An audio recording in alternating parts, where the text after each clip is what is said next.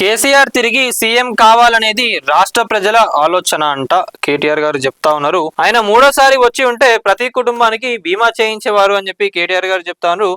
Auto కార్మికుల సంక్షేమ board ఏర్పాటు చేయాలి. జనాలందరూ అనుకుంటున్నారంట మళ్ళా కేసీఆర్ గారు వస్తే బాగుంటది, కేసీఆర్ తిరిగి సీఎం కావాలనేది రాష్ట్ర ప్రజల ఆలోచన అని చెప్పి కేటీఆర్ గారు చెప్తా ఉన్నారు. మరి ఇది రాష్ట్ర ప్రజల ఆలోచన బీఆర్ఎస్ పార్టీ నాయకులు అనుకుంటున్నారా ఏందని ఒకసారి అడగాలి. ఎందుకంటే పబ్లిక్ టాక్ బయట జనాలు ఈ రోజు ఒక మాట రేపు ఒక రోజు మాట్లాడుతూ ఉంటారు. ఇంకా మనకు చూసుకున్నట్లయితే 3 సంవత్సరాలు ఉన్నాయి. ఇప్పుడు మేబీ ఉండవచ్చు బీఆర్ఎస్ పైన, కానీ మళ్ళీ ఈ 3 సంవత్సరాల రేవంత్ రెడ్డి గారు ఏం చేస్తారో ఎవరికి ఏం తెలియదు. ఎందుకంటే రేవంత్ రెడ్డి గారు పాలిటిక్సే అసలు డిఫరెంట్, ఎవరు కూడా అంచనాలు వేయలేకపోతున్నారు. మరి ఇన్ని గణం జరుగుతున్నా ఇప్పటిదాకా కేసీఆర్ గారు అయితే బయటికి రాలేదు. ఇప్పటి నుంచే బయటికి వచ్చి ప్రచారాలు చేసి ఆ 3 సంవత్సరాలు గడ్డే కష్టపడితే ఏమైనా ఛాన్స్ ఉంటదేమో. ఇంకొంతమంది ఏమంటున్నారంటే కేటీఆర్ గారు ఇప్పటికీ కూడా కేసీఆర్ అని అంటారు, కానీ మరి పార్టీని ఎవరు నడిపిస్తారు, మీరు ముందుకు తీసుకుపోతారా, హరీష్ రావు గారు ముందుకు తీసుకుపోతారా, మళ్ళీ కవిత గారు వచ్చి ఇక్కడ ఏమైనా చేస్తారా ఏందనే టాక్స్ కూడా నడుస్తా ఉన్నాయి. మరి ఇన్ని మధ్యలో కేసీఆర్ తిరిగి సీఎం కావాలనేది రాష్ట్ర ప్రజల ఆలోచన అని చెప్పి కేటీఆర్ గారు సింపుల్ గా చెప్పేస్తా ఉన్నారు.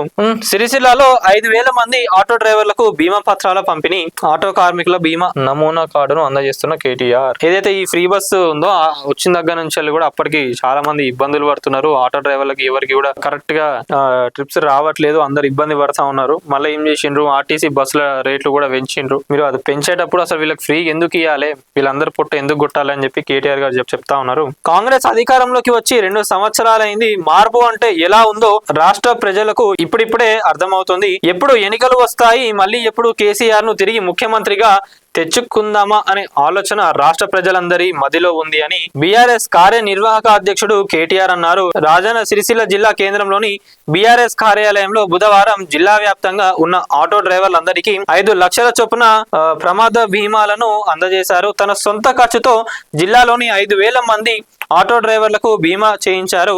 ఈ సందర్భంగా ఆయన మాట్లాడుతూ బీఆర్ఎస్ హయాంలో అన్ని వర్గాల వారికి బీమా సౌకర్యాలు కల్పించామన్నారు. కేసీఆర్ మూడోసారి ముఖ్యమంత్రి అయి ఉంటే ఇప్పటికీ ప్రతి కుటుంబానికి బీమా చేయించేవారని, పింఛన్దారులకు నెలకు 4,000 వచ్చేవని, రైతు భరోసా వస్తుండేదని, రాష్ట్రంలోని 13.5 లక్షల మంది అసంఘటిత రంగాల కార్మికులకు 5 లక్షల ప్రమాద బీమా కల్పించిన నాయకుడు కేసీఆర్ అని గుర్తు చేశారు. జూబ్లీ హిల్స్ ఎన్నికల ప్రచారంలో ఒక్కరోజు మస్రత్ అలీ ఆటో ఎక్కా అన్న ఆటో డ్రైవర్ గా ఎలా ఉందని అడిగితే కేసీఆర్ ఉన్నప్పుడే డ్రైవర్లు ఓనర్లు అయ్యారని, ప్రస్తుతం ఓనర్లు డ్రైవర్లు అయ్యే పరిస్థితి ఉందని చెప్పడం జరిగిందని చెప్పి కూడా కేటీఆర్ గారు చెప్పడం జరిగింది. మరి ఆటో సరే, మీరు అప్పుడు జూబ్లీ హిల్స్ ప్రచారంలో ఏమైతే అంతగానం ప్రచారాలు చేసిండ్రు, కష్టపడ్డారు, కానీ అక్కడ మనం చూసుకున్నట్లయితే ఆ మెజారిటీ ఏదైతే ఉందో దాన్ని కూడా అసలు తగ్గించుకోలేకపోయినారు. బీఆర్ఎస్ అయితే 24,000 పైగా మెజారిటీతోని బీఆర్ఎస్ అయితే ఓడిపోయింది. కాంగ్రెస్ మంచి మెజారిటీతో గెలిచింది. మరి వచ్చే ఎన్నికలు కూడా ఇట్లుంటే ఏందనేది కూడా ఆలోచించుకోవాలి కదా. ఇప్పటికి కూడా జనాలందరూ ఒకరే అనుకుంటున్నారు, ఏంటంటే కేసీఆర్ గారు అవుతారా, కేటీఆర్ గారు అవుతారా, హరీష్ రావు గారు అవుతారా సీఎం అని చెప్పి మాట్లాడుతూ ఉన్నారు. దానిపైన కూడా క్లారిటీ ఇవ్వాలి కదా. మరి కేసీఆర్ గారు వస్తారా రారా, కేసీఆర్ గారి హెల్త్ ప్రాబ్లమ్స్ కూడా వస్తా ఉన్నాయి. మరి ఇప్పటిదాకా కూడా జనాల మధ్యలోకి రాలేదు. ఇంతకాలం జరుగుతున్న తెలంగాణ రాష్ట్రంలో తెలంగాణను బంగారు తెలంగాణ చేసిన కేసీఆర్ ఈ రోజు తెలంగాణ ఇట్లా అయితా ఉంటే వచ్చి మాట్లాడతలేరు, ఏం చేస్తలేరు, ఏందనే టాక్ కూడా నడుస్తా ఉన్నది. మరి దానివల్ల మీకు నెగిటివ్ అవుతుందా లేదా ఏందనేది ఒకసారి చూసుకోండి. ఎంతసేపు మీకు సంబంధించిన వాళ్ళు చెప్పిన మాటలే మీరు వింటున్నారు, అది విని బీఆర్ఎస్ ప్రజలల్లో మంచిగా ఉన్నదని చెప్పి మీరు అనుకుంటా ఉన్నారు. ఆ భావన, ఆ థాట్స్ ఏవైతే ఉన్నాయో అవన్నీ పక్కకు పెట్టి అసలు ఫ్యాక్ట్స్ ఏందనేది తెలుసుకోండి. నిజంగా జనాలలో ఇప్పటికీ సెకండ్ క్యాడర్ లేదు బీఆర్ఎస్ కి చెప్పాలంటే సెకండ్ క్యాడర్ లేదు. ఇప్పుడు మీరు ఇంకొక టాక్ కూడా బయట ఏం నడుస్తుందంటే ఈ ముచ్చట చెప్తే నేను అందరు ఇట్లా రగిలిపోతారు కావచ్చు. ఎవరైతే ఉద్యమకారులు ఉన్నారో, పార్టీని నమ్ముకున్న ఎవరైతే ఉన్నారో వాళ్ళందరికీ కూడా టికెట్లు ఇవ్వకుండా ఈసారి కొత్తగా వేరే వాళ్ళకు టికెట్లు ఇస్తుందంట, వీళ్ళకి సంబంధించిన వాళ్ళకి టికెట్లు ఇస్తుందంట.